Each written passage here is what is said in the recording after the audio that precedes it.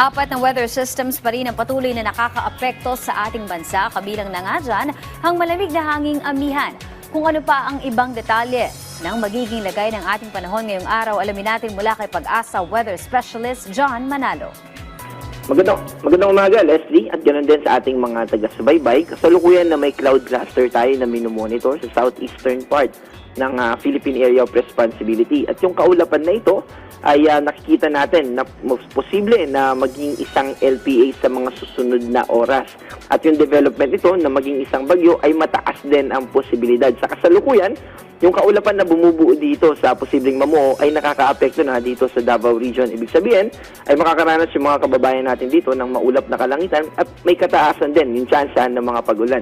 Ganoon din naman yung mararanasan ng mga kababayan natin dito sa Cagayan, Isabela at Aurora dahil naman sa shear line. Dito sa Cordillera Administrative Region at sa natitirang bahagi ng Cagayan Valley ay patuloy na nakakaapekto yung hanging amihan. Bukod sa malamig na temperatura na dala nito, ay meron din itong mga kaulapan na posibleng magdulot ng mga light rains o mga pag-ambon.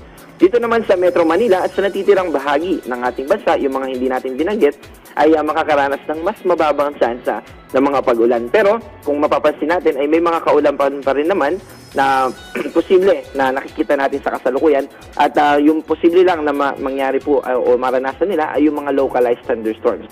Wala naman tayong nakataas na gale warning o babala sa matataas na alon at weather advisory, babala patungkol sa malalakas na mga pag-ulan. Sa mga susunod na araw, yung development or yung movement itong nagiging low pressure area sa mga susunod na oras ay nakikita natin na generally magmumove ito pa northwest, papalapit sa eastern Visayas. Pero sa mga specific na details at sa mga specific na probinsya na mga maapektuhan, ay mumantabay po tayo sa mga ilalabas pa ng DOST Pag-asa. At yan po yung ating update. Mag-ingat po tayo.